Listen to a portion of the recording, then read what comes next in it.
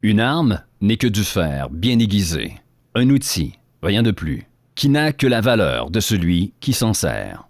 Citation du personnage de Torquil, du roman The Shadow of the Gods, de l'auteur britannique John Gwynne. Et je suis plutôt d'accord avec l'idée. Bruce Lee, armé d'une fourchette, est plus dangereux que ma mère, armée d'une rapière. Allez, c'est parti, première capsule de l'année 2024.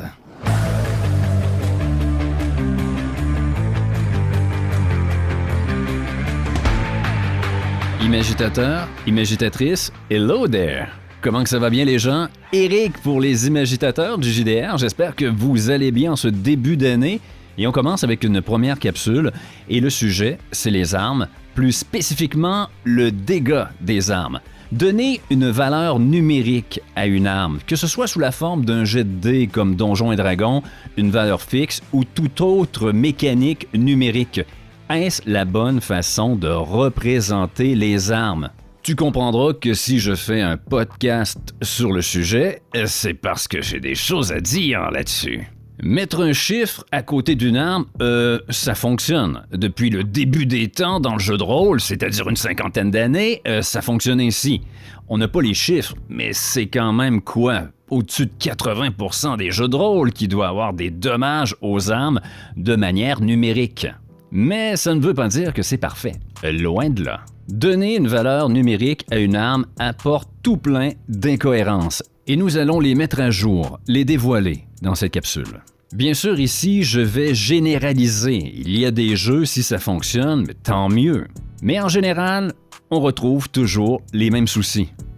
L'un des plus gros reproches que je peux faire aux jeux de rôle, c'est que on a mis trop l'accent sur les dommages. C'est devenu la première valeur pour évaluer l'efficacité d'une arme. Et tu peux pas dire le contraire. Aussitôt qu'une joueuse, un joueur trouve une arme autour de ta table, une fois qu'elle est identifiée, exemple, c'est une Winchester modèle 1873, la première question qu'elle va te poser, combien ça fait de dommages?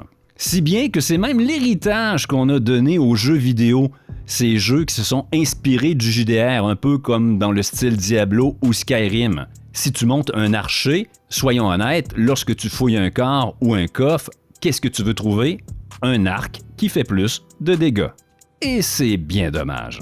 Parce que dans la réalité, lorsqu'il est temps de choisir une arme, de l'évaluer, les dommages ne sont pas le premier critère, ni le deuxième, ni le troisième. Bien d'autres choses sont à considérer avant. Dans cette capsule, on va voir qu'est-ce qui ne va pas avec les dégâts numériques et comment moi je me suis affranchi de tous ces problèmes. J'ai décidé de ne plus mettre l'accent sur les dégâts, mais sur une autre notion pour évaluer le dégât des armes, le temps. T-E-M-P-S. Et là, je peux lire dans l'esprit de certains, là. « Eric, tu es tombé dans les escaliers ce matin? Tu t'es cogné la tête? » Peut-être, je m'en souviens plus. mais ça a fonctionné. Tous les soucis que je vais t'énumérer, je les ai réglés. Curieux? Écoute, pour comprendre tout ça, on n'aura pas le choix. Il va falloir plonger dans l'ADN du JDR. Mais tout d'abord, on est dans une nouvelle formule sur la chaîne. Formule, écoute, on révolutionne rien, là, on est en formule podcast, OK? Donc, un format plus décontracté, on va se permettre de digresser, d'apprendre à se connaître, à flâner au lit le matin, dans les draps, le dimanche. Tu vois le genre? Putain, t'as une haleine de chacal, toi, le matin! Donc, un format qui va plus se prêter à l'écoute, soit dans le transport en commun ou dans ta voiture. Pour te donner un exemple, pour faire cette capsule, j'ai acheté un câble XLR de 4 mètres afin de pouvoir te parler de ma chaise berçante. Au moment où je te parle, je me berce. Oui, moi je prends soin de mon cul. C'est important, toutes les parties de ton corps sont importantes. Ton cul te fait plaisir lorsque tu t'assis. Rends-lui l'appareil. Berce-le. Merci, Eric. Mon cul parle du nez. Bizarre. Et on va y aller avec mon premier disclaimer, avertissement. Il se pourrait que tu ne sois pas d'accord avec qu'est-ce que je vais dire. C'est normal, c'est ma vision. Je ne prétends pas détenir la vérité, je partage une vision. Donc si tu n'es pas d'accord, tu le dis, Eric, je suis pas d'accord pour X et Y raisons.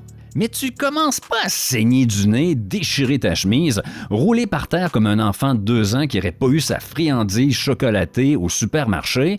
On n'est pas à Poudlard, là. Il faut quitter votre enfance, les rageux. Sourire à la maturité. Tu es bien placé pour parler de maturité, Eric. Donc vous avez compris, là. Quelqu'un qui pense pas comme vous, c'est pas votre ennemi. Je ne pense pas comme toi en JDR, je ne suis pas ton ennemi. Je suis juste différent. Et tu le vois bien à mes propos que je suis très différent de tout le monde, là. Les dégâts des armes. Ah, c'est un sujet un peu testostérone, hein, pour commencer l'année, je trouve. Ah, Eric, t'es macho, t'es sexiste. Non, j'ai 2 putains d'yeux. Il y a 18 ans, quand j'ai commencé à fréquenter ma salle de tir où je pratique le tir de pistolet de précision, il y avait peut-être une femme pour 10 hommes. Et c'était ma copine. Ça te donne une idée, là. Aujourd'hui, après 18 ans, il y a plus de femmes dans ma salle de tir. Mais elles restent quand même en minorité. Pour 10 hommes, c'est peut-être 2 à 3 femmes. Tant mieux si dans ta région, c'est mieux. Et lorsque je vais chez les 2 armuriers où je vais chercher mes munitions, ben, ça sent aussi la testostérone. Mais attention, les femmes qui pratiquent le tir, tassez-vous de là, mon oncle, elles n'ont rien à envier aux hommes. Sur Discord, il y a 2 personnes qui me demandaient pourquoi j'ai commencé le tir de précision au pistolet alors que je déteste la chasse. Mais c'est tout simplement que dans la mi-vingtaine, on était tous un groupe qui aime le sport extrême et on se lançait des défis. Qu'est-ce qu'on fait la semaine prochaine? On saute en parachute. Et l'autre, on va aller tirer au pistolet. Et j'ai adoré, ainsi que ma copine de l'époque. Pour moi, c'est comme une forme de méditation. Et ceux qui pratiquent le tir de précision vont comprendre. Tu dois contrôler ta respiration et tout ton corps, de ton index qui est sur la détente jusqu'à tes orteils. Parce que je t'annonce que si tu tapes du pied, bien, ça a une incidence sur le pistolet que tu tiens à bout de bras. Et mine de rien, mais dans cette salle, au cours des 18 années, j'ai rencontré des militaires, des policiers, des membres de l'escouade tactique, des instructeurs de tir, et pour un rôliste qui aime le contemporain, c'était une mine d'informations. Donc, pour nous détendre, ma copine, elle, va au spa et au massage, et moi, je vais à la salle de tir. Ça, c'est macho.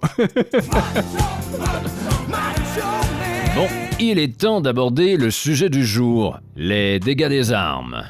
Tout d'abord, il faut savoir qu'une arme, c'est un outil, au même titre qu'un outil de construction, sauf que c'est un outil de combat. Et t'es pas sans savoir que plusieurs armes de mêlée étaient des outils à l'origine, qu'on a dévié de leur utilité première.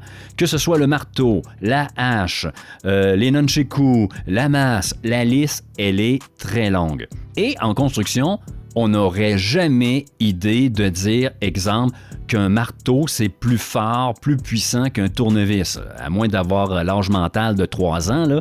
Non. Tu peux te sentir plus viril avec un marteau dans les mains, mais ça, c'est une impression. Il n'y a aucun lien entre le fait de tenir un marteau et tes performances dans un lit. Ouais. Triste, hein? Non. Un marteau, ce n'est pas plus puissant qu'un tournevis. Tout dépendant ce que tu veux faire ou les circonstances dans lesquelles tu te retrouves, l'un va être préférable à l'autre. Si tu me pointes un tas de planches en me demandant « Eric, construis-moi une niche pour le chien » et que tu me fous un marteau dans les mains et une boîte de vis, ben, je vais avoir l'air d'un foutu con. En tout cas, plus con que d'habitude, on s'entend, là. Je suis plutôt d'accord avec cet énoncé. Écrase mon cul, là. On t'a rien demandé. Et je plains le pauvre clébard qui va avoir à dormir dedans. Je n'ai pas le bon outil. Et c'est la même chose pour les armes. Ce sont des outils.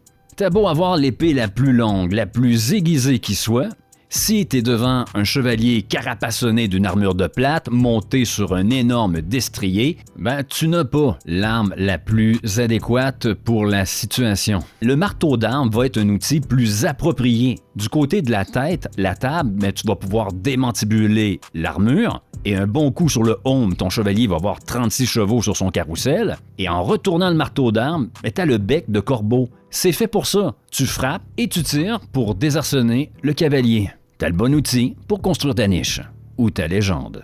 Commençons avec un premier aspect qui fonctionne moins bien avec les dégâts numériques. Prenons l'exemple du couteau de combat.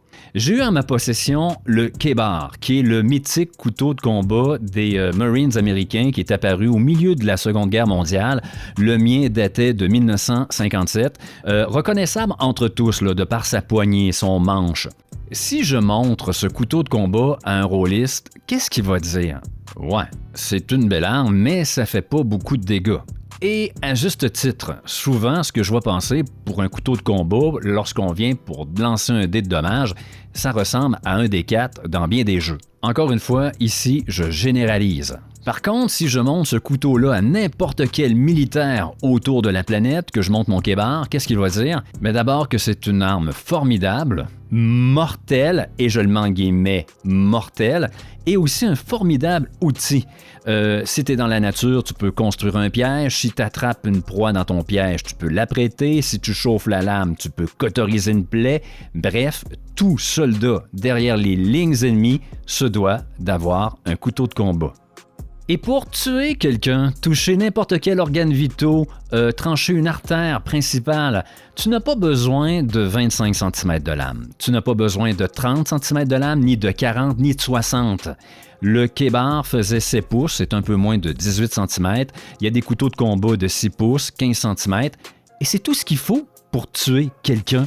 Tu atteins n'importe quel organe vital du corps humain. Donc, tu commences à avoir le problème à donner une valeur numérique à une arme. En donnant seulement un des 4 de dommages au couteau, je le ridiculise. J'enlève son côté létal. Si je te frappe avec un couteau de combat au cœur et qu'ensuite je te frappe avec une épée bâtarde et que je te donne un formulaire d'appréciation de l'inconfort, tu ne le rempliras pas, le formulaire. Aussitôt que tu reçois ton premier coup de couteau au cœur avec un couteau de combat, ben t'es dans la merde. Il en faut pas plus. Nos militaires aujourd'hui ne se trimballent pas une clémare dans le dos parce qu'ils n'en ont pas besoin. Le couteau de combat est mortel. Le problème dans le 1 des 4 du couteau de combat, c'est le foutu 4. C'est sa limite. Un seul coup suffit s'il est porté à un endroit mortel, que ce soit avec un coup de couteau, un glaive ou une clémare. Mais là, je lis dans tes pensées et je suis d'accord avec toi. Si j'ai une combattante ou un combattant avec un couteau de combat face à quelqu'un qui manipule un glaive, je veux avantager celui qui a le glaive, mais ça ne doit pas passer par les dégâts. Pourquoi on veut avantager le glaive? De 1, à cause de la longe. De 2, parce qu'au niveau de la tranche, le glaive est assez redoutable. En combat, tu peux couper une main avec un glaive. Avec un couteau de combat, il va falloir que tu te lèves tôt le matin parce que le problème, c'est que la force est égale à la masse fois l'accélération et avec le couteau de combat, on manque beaucoup de masse. Mais avantager le glaive au niveau numérique en boostant ses dégâts par rapport au couteau de combat, ce n'est pas la bonne façon de bien représenter les armes selon moi. Il serait plus juste d'avantager le premier jet ou le jet unique de la passe d'armes. Moi, dans mes systèmes qui fonctionnent avec des passes d'armes, la question quand je lance un jet de combat, ce n'est pas de savoir si je touche. C'est une passe d'armes. Les épées vont s'entrechoquer, il y a des coups de poing, des coups de pied, des roulades au sol qui vont s'effectuer. Non, la question derrière le jet unique, c'est de savoir qui va remporter la passe d'armes. Donc, le plus susceptible de blesser l'autre, mais tout en préservant son intégrité physique. Et à cette question, 3 données vont venir influencer. Lui qui a la meilleure compétence, lui qui a l'arme la plus efficace selon les circonstances, et celui qui est le mieux protégé. Tout ça est inclus dans le seul jet unique. J'ai donné un exemple entre le couteau de combat et le glaive, mais trompe-toi pas, là, ce problème, on le retrouve sur tous les chiquiers là, au niveau des armes. Je veux dire, le fait de donner moins de dommages au glaive par rapport à une clémare, encore là, on diminue le côté létal du glaive. Pour moi, donner un chiffre à une arme, ça cause problème. Et ça, c'était le premier. On continue. Je vais te raconter une anecdote qui m'est arrivée et ça t'est sans doute arrivé à toi aussi. On est dans du Medfan et là, je me retrouve devant une demi-douzaine d'ennemis. et je suis seul. Donc, je me sauve, hein? Je suis pas cave à temps plein, donc je me réfugie dans une vieille forteresse. Et je me retrouve dans un corridor, un étroit corridor. On parle d'environ 1,30 m seulement et bas de plafond. Ma tête touche pratiquement là, les poutres au plafond. Et devant moi, dans ce même corridor qui me bloque le chemin, un colosse armé d'une lourde masse. Écoute, moi, j'ai un glaive, une arme parfaite pour le coup d'estoc, donc pas vraiment gêné de par le lieu, cet étroit corridor.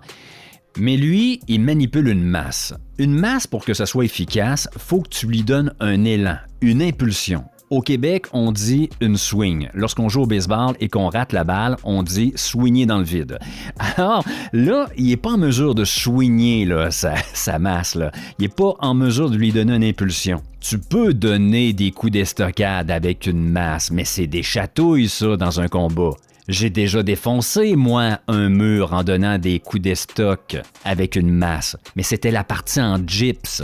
Quand est venu le temps de démolir la charpente en bois, il a fallu que je la swing, que je donne un élan à ma masse.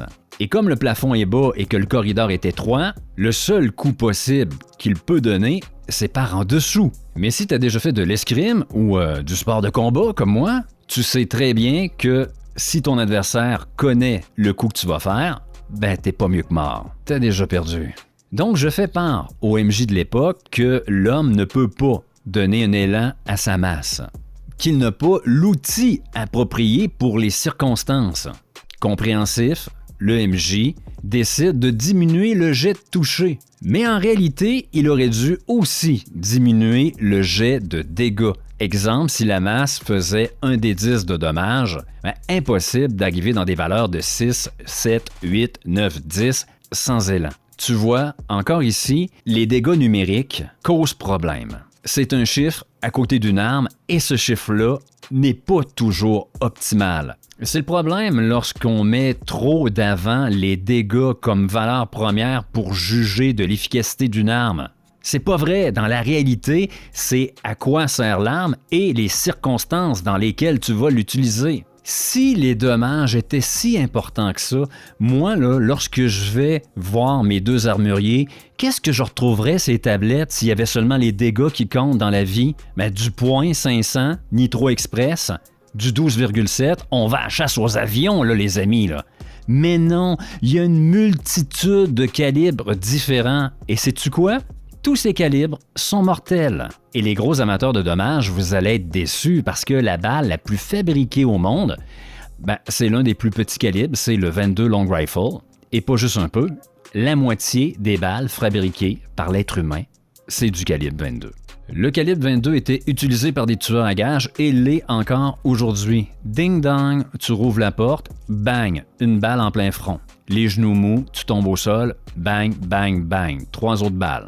Si tu ne meurs pas d'une hémorragie cérébrale avant d'arriver à l'urgence, eh bien, je t'annonce que l'extraction de 4 balles de calibre 22 dans une cervelle, ben c'est à risque, hein? T'es pas sauvé. Et si jamais par miracle tu survis, ça laisse pas sans séquelles. Si on se croise 4 mois plus tard et que je te pose la question « 2 plus 2 font combien ?», me répondre risque d'être un exercice aussi ardu que de monter le mont Everest. Certes, t'es physiquement vivant, mais mentalement, Également, le calibre 22 a l'avantage qu'au niveau sonore, au niveau des décibels, ça va ressembler à un calibre plus puissant, mais muni d'un silencieux. Silencieux, qu'est-ce que je dis là? On devrait jamais dire silencieux, mais réducteur de bruit. Hollywood et les mythes qu'il entretient. Ah! Si tu es un rôliste qui adore le contemporain, il ne fait aucun doute que tu le sais. Un réducteur de bruit, on va dire un silencieux là, pour que tout le monde se comprenne. Un silencieux, ça réduit d'environ 30 décibels. Pour te donner un exemple, le dernier pistolet que j'ai essayé, c'est le Glock 19, monté en 9 mm. Et au niveau des décibels, on parle d'environ 165. En y mettant un silencieux, on tombe à 135. 135 décibels, c'est quoi? C'est un jackhammer, un marteau-piqueur. Tac, tac, tac, tac, tac, tac, tac.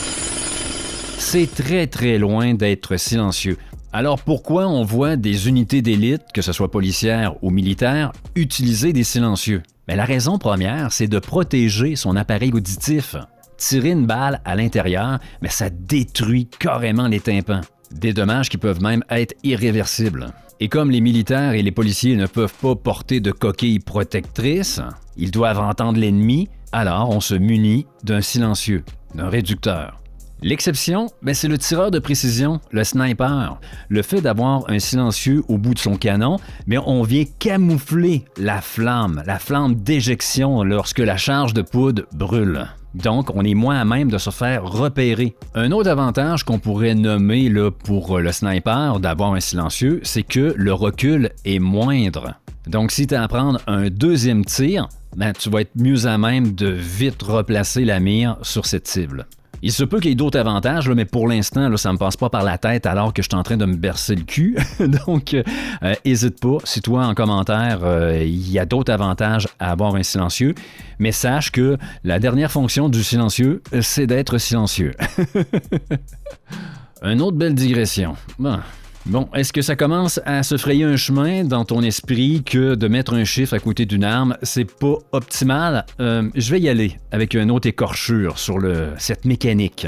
On a parlé souvent du glaive depuis le début de la capsule. Lorsque je dis le mot glaive, plusieurs d'entre vous vont associer ça à la Légion romaine. Et à juste titre, le glaive était parfait pour les Romains. Une lame courte, donc facile à produire, beaucoup de soldats à armer. Une lame courte, donc plus facile à transporter. Les Romains ont un vaste territoire à protéger et les légions sont amenées à se déplacer énormément.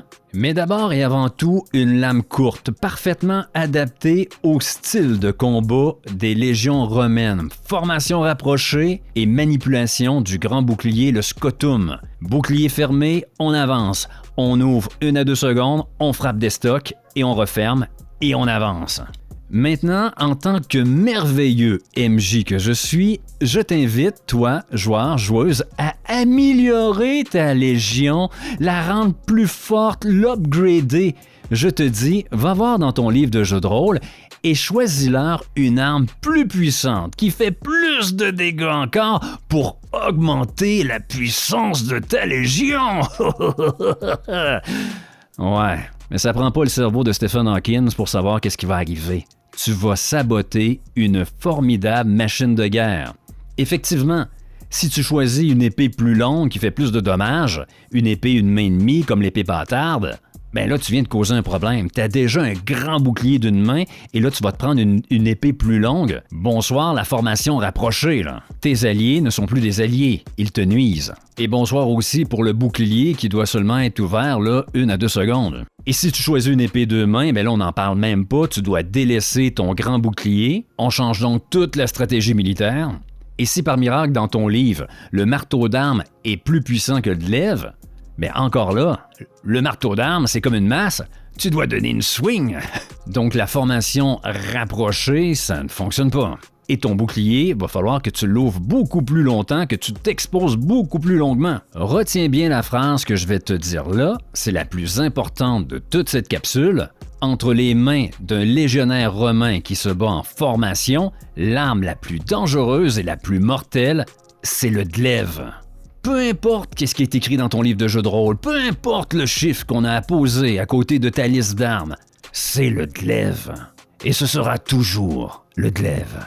Tu vois, encore une fois, mettre un chiffre à côté d'une arme, ce n'est pas la perfection. Pourquoi? Parce que les dégâts, ce n'est pas la bonne valeur première pour mesurer de l'efficacité d'une arme. C'est l'utilité d'une arme, à quoi elle sert, et les circonstances dans lesquelles tu vas l'utiliser. C'est comme pour le tournevis et le marteau. Tout dépend des conditions. Et encore une fois, je le dis, je le répète, ça fonctionne quand même. J'ai fonctionné des années et des années en acceptant cette incohérence de chiffrer des armes. Mais maintenant, aujourd'hui, armé d'une certaine expérience, et avec une certaine maturité dans le jeu de rôle, je sais, les apparences sont contre moi.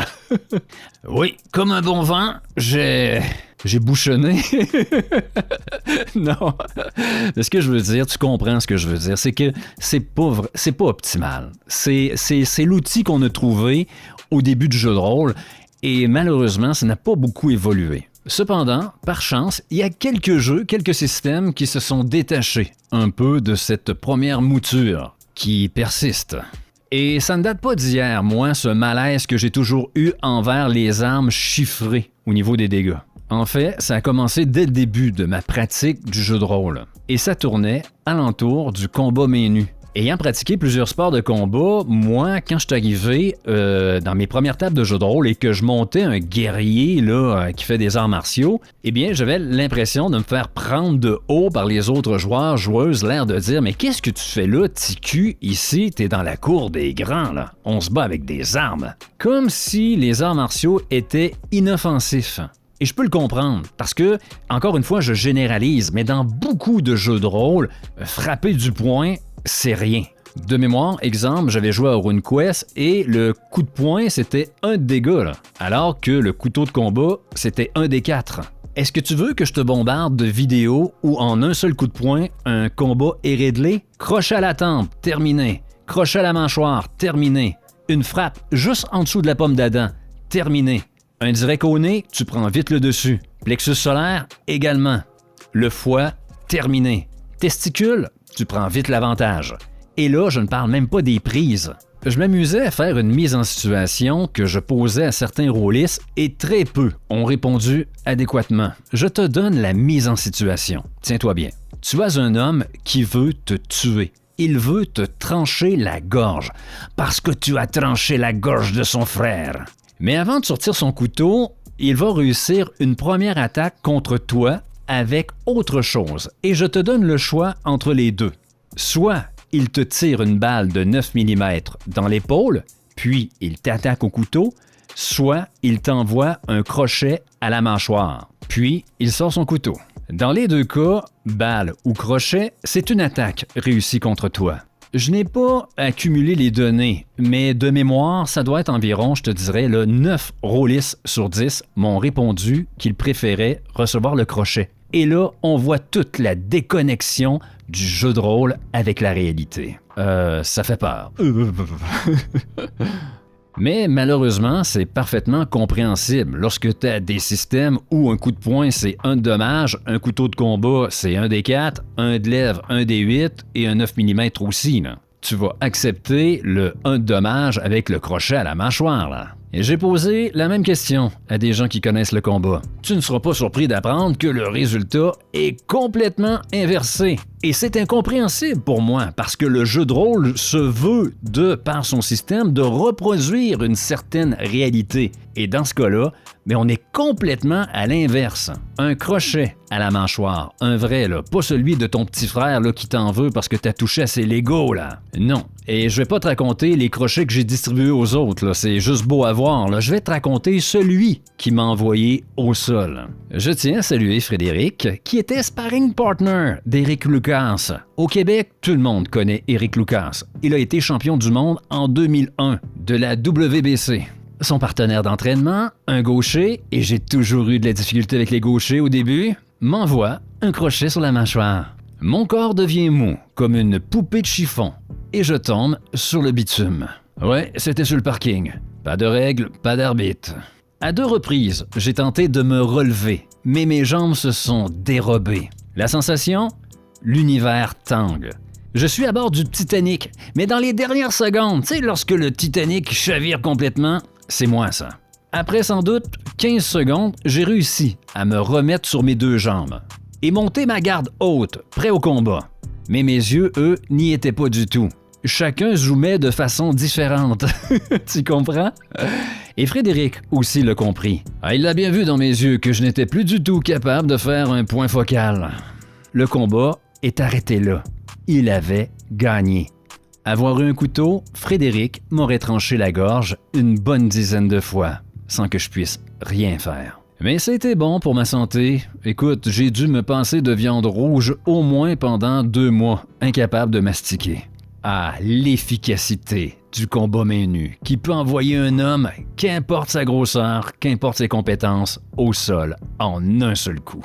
C'est très bien représenté dans le JDR, non? Non. Bien sûr, encore une fois, je généralise. S'il y a des systèmes qui font un excellent taf au niveau du combat main nue, tant mieux.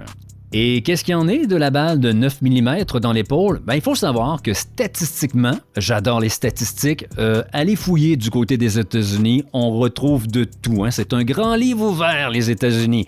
Ils mettent des caméras dans leur salle de justice. Tu peux pas être plus ouvert que ça. Si tu te fais toucher par une balle de 9 mm, mais que ça ne touche pas un organe vital, tu as 9 chances sur 10 de survivre.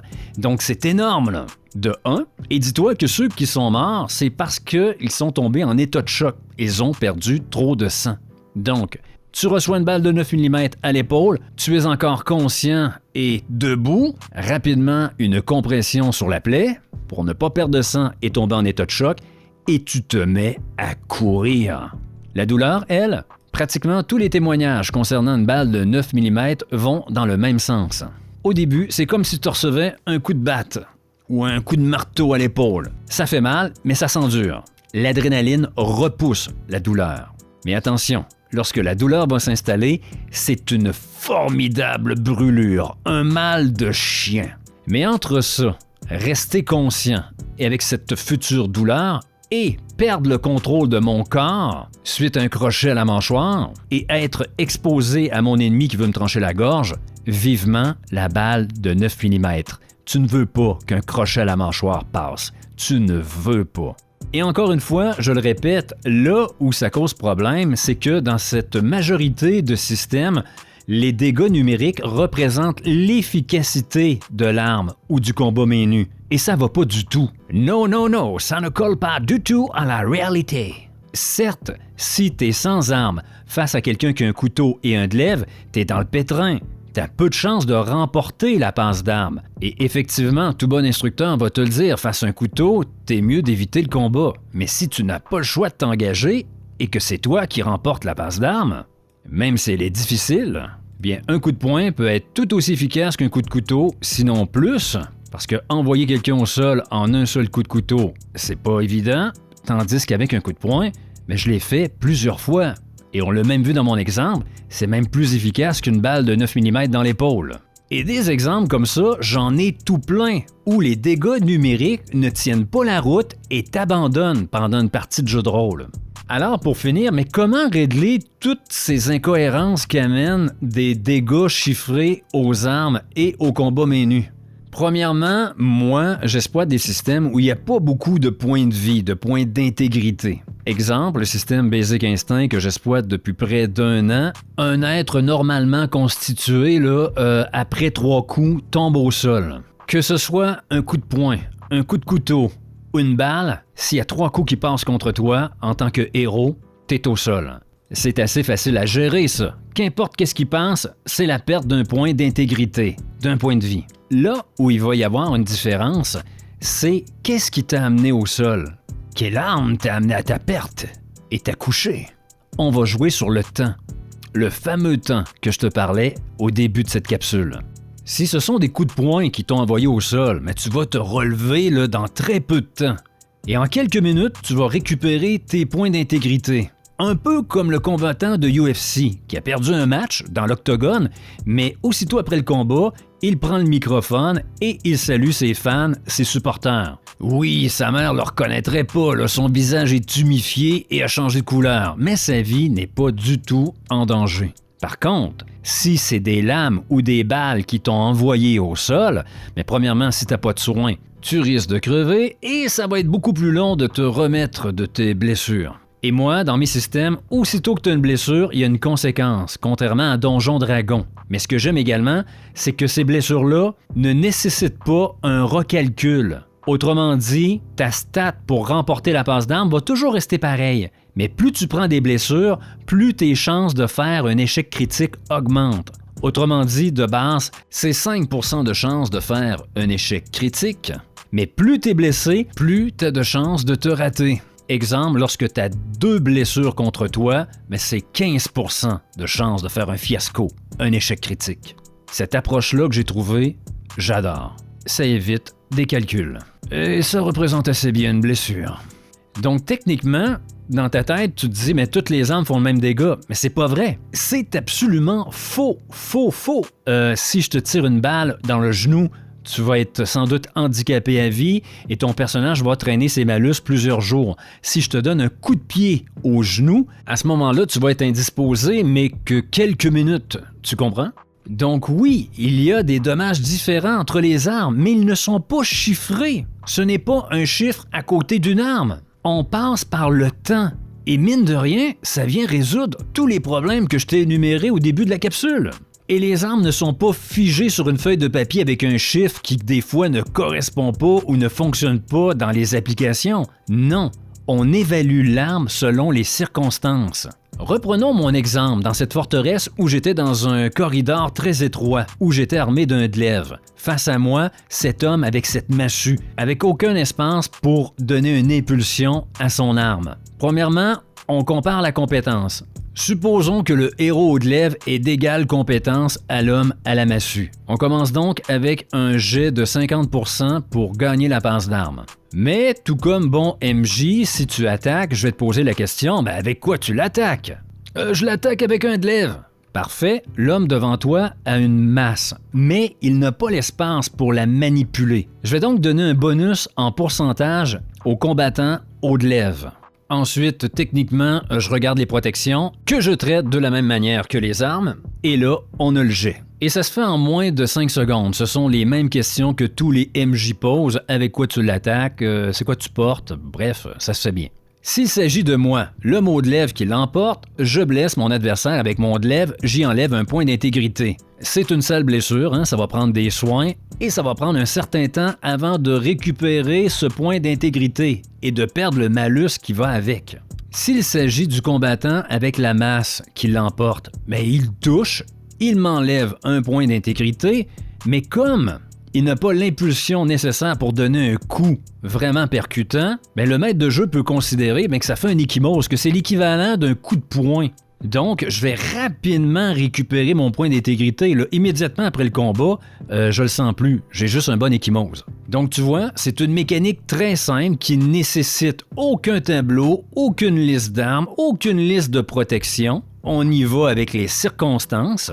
Et pourtant, c'est plus précis que n'importe quel système avec un chiffre à côté d'une protection, à côté d'une arme. Parce que figer des chiffres sur une page aux armures et aux armes n'est pas représentatif de la myriade de situations qu'on peut retrouver en combat. Et avec cette approche, je peux me débrouiller dans n'importe quelle mise en situation. Tu es un policier. Tu as un 9 mm, un pistolet et tu as un gilet pare-balles. Tu es en plein milieu de la rue et tu es engagé dans une fusillade contre un criminel qui, lui, est caché derrière une voiture, tout près du bloc moteur. Il est armé d'un MP5 en 9 mm également et il a les deux mains, les deux bras sur le capot et tu vois son visage. Comme maître de jeu, je te demande qu'est-ce que tu fais. Ah, je l'attaque, très bien. Tu as combien en visée? Tu me réponds. Et avec quoi tu l'attaques? Avec mon pistolet 9 mm. Très bien, l'adversaire devant toi, lui, est en 9 mm également, mais c'est un pistolet mitrailleur qui l'a mis en position rafale 3 balles. Je lui donne l'avantage pour l'arme. Ensuite, au niveau protection, à moi de juger en tant que maître de jeu. J'ai un homme avec un gilet pare-balles, mais en plein milieu de la rue. S'il se prend une balle, même dans le gilet, il va la sentir passer et plier des genoux. Et j'ai un criminel dont on ne voit que les bras, mais de façade, et la tête derrière une voiture. Mais je vais juger que le criminel a une petite longueur d'avance également sur la protection. Et voilà, je fais tirer le jet. Et le jet va être parfaitement adapté à la situation présente.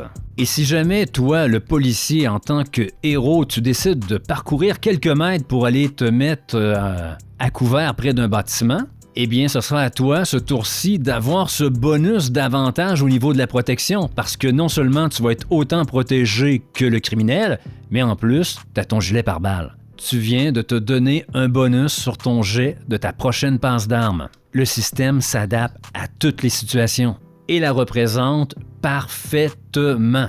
Ouf, ça se dit mal, ça, parfaitement, très lentement. C'est comme... C'est pas beau à mon oreille. Et si jamais pour toi, c'est inconcevable, ça te rentre pas dans la tête qu'on puisse tasser les dégâts, que c'est la valeur optimale pour mesurer l'efficacité d'une arme, et que changer ça pour le temps, exemple comme j'ai fait, c'est un sacrilège absolu, Brûlons-le! Brûlons-le! Hérétique! Au bûcher! Eh bien, dis-toi qu'il y a un autre aspect qui va t'aider à digérer tout ça et accepter ce genre de vision.